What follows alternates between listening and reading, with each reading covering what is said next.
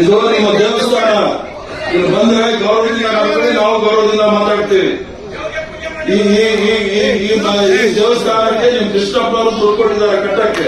ಈಗ ಅದಕ್ಕೂ ಮುಂದೆ ನೀವು ಅವಮಾನ ಮಾಡ್ತೀವಿ, ಮಾಡಲ್ಲ. ಆದ್ರಿಂದ ಕೃಷ್ಣಪ್ಪ ಅವ್ರಿಗೆ ಎಷ್ಟು ವರ್ಷದಿಂದ ಗೊತ್ತು, MLA ಇಂದ ಗೊತ್ತಿರ್ಬೋದು. ಪ್ರಿಯಾಕೃಷ್ಣ ಎಷ್ಟು ದಿವಸದಿಂದ ಗೊತ್ತು, ನಾನು 50 ವರ್ಷದಿಂದ ಗೊತ್ತು ಕೃಷ್ಣಪ್ಪ. ಅವ್ರು ಏನ್ ಕೊಡುಗೆ ಅನ್ನೋದು ನನಗೂ ಸಹ ಗೊತ್ತಿದೆ, ಕಾಂಗ್ರೆಸ್ ಪಕ್ಷಕ್ಕೆ ಏನ್ ಕೊಟ್ಟಿದ್ದಾರೆ ಅಂತ ಹೇಳಿ. ಅದನ್ನ ಸಾವಿರಾರು ಹೇಳಿದ್ದಾರೆ, ಕೇಳಿ. ಅದು ಬಿಟ್ಬಿಟ್ಟು ಸುಮ್ಮನೆ ಕೂಗಾಡ್ಕೊಂಡಿದ್ರೆ ಏನೂ ಆಗೋದಿಲ್ಲ. ಸಾವಧಾನ ಬಂದಿದ್ದೀರಿ, ನಿಮ್ ಪಕ್ಷದ ಕಚೇರಿ ಆರಾಮಾಗಿ ಕೂತ್ಕೊಳ್ಳಿ. ನೀವೆಲ್ಲ ಮಾತು ನಾನು ಕೇಳ್ತೀನಿ. ನಾವಿರೋದೇ ಮಾತು ಕೇಳಕ್ಕೆ ನಮ್ಗೆ ಏನ್ ಅನುಕೂಲ ಇದೆ ಅದನ್ನು ಮಾಡಿ ಸರ್ವ ಪ್ರಯತ್ನ ಮಾಡ್ತೇವೆ. ಆದ್ರಿಂದ ಕೃಷ್ಣಪ್ಪರಾಗಲಿ ಬೇ ಕೃಷ್ಣ ಆಗಲಿ ನನಗೆ ಹೊಸದಲ್ಲ. ಅವ್ರಿಗೆ ಬಹಳ ಚೆನ್ನಾಗಿ ಗೊತ್ತಿದೆ. 50 ವರ್ಷ ಪರಿಚಯ. ನಾವು ಕೃಷ್ಣಪ್ಪ ಅವರು ಕಾಲೇಜಲ್ಲಿ ಇದ್ವಿ, ಒಂದೇ ಕಾಲೇಜಲ್ಲಿ ಹೋದವ್ರು ನಾವು, ರೇಣುಕಾಚಾರ್ಯ ಕಾಲೇಜಲ್ಲಿ. ಆದ್ರಿಂದ ಕೃಷ್ಣಪ್ಪರ ಬಗ್ಗೆ ನೀವೇನು ಹೇಳೋದು ಬೇಕಾಗಿಲ್ಲ. ಅನ್ಯಾಯ ಆಗಿದೆ ಇಲ್ಲ ಅಂತ ಹೇಳಿಲ್ಲ. ಎಲ್ರಿಗೂ ಸಹ ಆಸೆ ಇರುತ್ತೆ, MLA ಆದ್ಮೇಲೆ ನಾವು ಮಂತ್ರಿ ಆಗ್ಬೇಕು, ಮುಖ್ಯಮಂತ್ರಿ ಆಗ್ಬೇಕು ಅಂತ ಹೇಳಿ. ಅವಕಾಶ ಕೊಡಕ್ಕಾಗೋದು 136 ಜನ, ನಾವು ಅವಕಾಶ ಕೊಡಕ್ಕಾಗೋದು 35 ಜನಕ್ಕೆ ಮಾತ್ರ. ಕೆಲವರಿಗೆ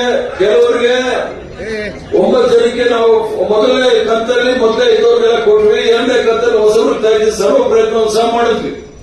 ಆ ಕೃಷ್ಣಪ್ಪನವ್ರ ಹತ್ರ ನಾನು ಪ್ರತಿಯೊಂದು ಹೆಜ್ಜೆನಲ್ಲೂ ಸಹ ಹಂತದಲ್ಲೂ ಸಹ ನಾನು ಮಾತಾಡ್ತಾ ಇದ್ದೆ. ನೋಡಿ ಕೃಷ್ಣಪ್ಪ ನಡೀತಾ ಇದೆ, ಈಗ ಮಾತಾಡ್ತಾ ಇದ್ದೀವಿ, ನೋಡೋಣ, ಪ್ರಯತ್ನ ಮಾಡೋಣ. ನಿಮ್ಮ ಅದೃಷ್ಟ ಹೇಗಿದೆ, ದೇವರ ಅದೃಷ್ಟ, ದೇವರು ನೀವು ಆಶೀರ್ವಾದ ಎಷ್ಟಿದೆ ಅಂತ ಹೇಳಿ ಪ್ರಯತ್ನ ಮಾಡಂತ ಸರ್ವ ಪ್ರಯತ್ನವೂ ಸಹ ಮಾಡಿದ್ವಿ.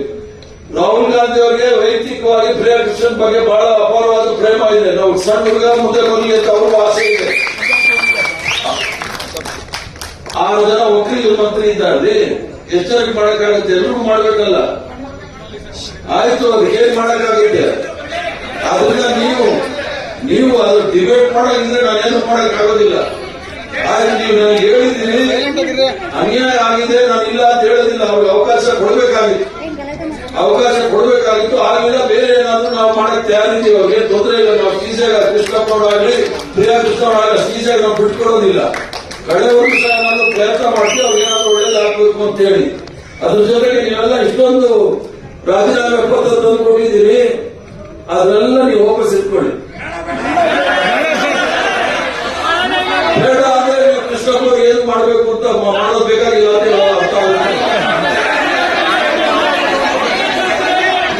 ನೋಡಿ. ಹೇಳ್ತೀನಿ ಕೇಳಿ. ನಾನು ಹರಿಪ್ರಸಾದ್, ನಾನಿದ್ರೆ ಮಾತ್ರ ಕಾಂಗ್ರೆಸ್ ಅಂತ ನಾನು ತಿಳ್ಕೊಂಡ್ರೆ, ನಾನೇನಾದ್ರೂ ರಾಜೀನಾಮೆ ಕೊಟ್ರೆ 100 ಜನ ಹರಿಪ್ರಸಾದ್ ತಯಾರಿರ್ತಾರೆ ಕೆಲಸ ಮಾಡಕ್ಕೆ.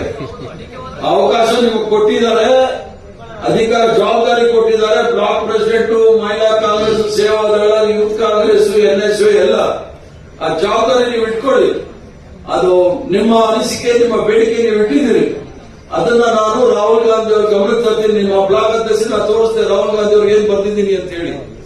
ನಾನು ಅವ್ರಿಗೆ ಮೆಸೇಜ್ ಮಾಡಿದ್ದೀನಿ, ಸುರ್ಜೇವಾಲಾ ಅವ್ರಿಗೂ ಹೇಳಿದ್ದೀನಿ, ನಮ್ಮ ಖರ್ಗೆ ಸಾಹೇಬ್ರಿಗೂ ಸಹ ಹೇಳಿದ್ದೀನಿ, ವೇಣುಗೋಪಾಲ್ ಅವ್ರಿಗೂ ಸಹ ಹೇಳಿದ್ದೀನಿ. ಆದ್ರಿಂದ ನೀವು ಭಾಷಣ ಮಾಡಿ. ನಾ ಬ್ಲಾಕ್ ಪ್ರೆಸಿಡೆಂಟ್ ಹೇಳಿದ್ದೀನಿ. ನಾನು ಸುಳ್ಳು ಹೇಳೋಗಿದ್ರೆ ನಾನು ಅವ್ರಿಗೆ ಟೆಲಿಫೋನ್ ತೋರಿಸಬೇಕಾಗಿರಲಿಲ್ಲ. ನಾನು ರಾಹುಲ್ ಗಾಂಧಿ ಅವ್ರಿಗೆ ಏನ್ ಬರ್ತಿದ್ದೀನಿ ಅಂತ ಅವರು ತೋರಿಸಿದ್ದೀನಿ. ಆಯ್ತು, ಎಲ್ಲರೂ ಹೇಳಕ್ಕಾಗಲ್ಲ. ಅವ್ರಿಗೆ ಹೇಳೋದ್ರಿಂದ ನಂಬ್ಕೊಂಡಿರಿ. ಈಗ ನೀವೆಲ್ಲರೂ ಸಹ ಕಾಂಗ್ರೆಸ್ ಆಫೀಸ್ ಬಂದಿದ್ರೆ ನಿಮ್ಗೆಲ್ಲರೂ ಸ್ವಾಗತ. ನಿಮ್ಮ ಕಚೇರಿ ಇದು, ನಿಮ್ಗೆಲ್ಲ ಹಕ್ಕಿದೆ. ನಮ್ಮ ಹತ್ರ ಬಂದು ನಿಮ್ಗೆ ನಿಮ್ಮ ಬೇಡಿಕೆನ ಮುಂದಿಡಕ್ಕೆ ಅದು ನಾವು ಕೇಳಲೇಬೇಕು. ಯಾರು ಸಹ ನಿಮ್ಗೆ ಅಲೆಗಳಿಲಿಕ್ಕೆ ಆಗೋದಿಲ್ಲ. ಕಾಂಗ್ರೆಸ್ ಆಫೀಸ್ ಬಂದ ಮೇಲೆ ಅಷ್ಟೇ ಗೌರವ ಇದೆ. ಯಾಕಂದ್ರೆ ನಾವು ಇದನ್ನ ದೇವಸ್ಥಾನ ಅಂತ ತಿಳ್ಕೊಂಡಿರ್ತಕ್ಕಂಥದ್ದು. ನಿಮ್ಮ ಪ್ರಾರ್ಥನೆ, ನಿಮ್ಮ ಬೇಡಿಕೆ ಎಲ್ಲವೂ ಸಹ ಪುನಃ ನಾನು ವೇಣುಗೋಪಾಲ್ ಅವರಿಗೆ, ಮಲ್ಲಿಕಾರ್ಜುನ್ ಖರ್ಗೆ ಸಾಹೇಬ್ಗೆ, ರಾಹುಲ್ ಗಾಂಧಿ ಅವ್ರಿಗೆ ಹೇಳ್ತೀನಿ. ಮತ್ತೊಂದು ಹೇಳ್ತೀನಿ ಕೇಳಿ. ಪ್ರಿಯಾಕೃಷ್ಣನ್ಗೆ ಬಹಳ ವಯಸ್ಸಿದೆ, ಇನ್ನೂ 50 ವರ್ಷ ರಾಜಕಾರಣ ಮಾಡಬಹುದು ಅವರು. ಆದ್ರಿಂದ ನೀವೇನು ಯೋಚನೆ ಮಾಡಬೇಕಾಗಿಲ್ಲ. ಏನ್ ಯೋಚನೆ ಮಾಡಬೇಕಾದ್ರೆ ಒಳ್ಳೆ ಭವಿಷ್ಯ ಇದೆ. ಅದಕ್ಕೆ ನಮ್ ಜವಾಬ್ದಾರಿ. ಕೃಷ್ಣಪ್ಪನವರು ನಮ್ಮ ತರ ಅವ್ರದ್ದು ಲಾಸ್ಟ್ ಸ್ಟೇಜ್ ಅಲ್ಲಿ ಇದ್ದೀವಿ ನಾವು. ಮುಂದಿನ ಪೀಳಿಗೆಗೆ ನಾವೇನಾದ್ರೂ ಮಾಡಬೇಕು. ಪ್ರಿಯಾಕೃಷ್ಣನ್ಗೆ ಏನಾದ್ರೂ ಡೆಫಿನೆಟ್ಲಿ ಮಾಡ್ತೀವಿ. ಅಲ್ಲಿವರೆಗೂ ಸಹ ನೀವು ಸಾವಧಾನವಾಗಿರಿ.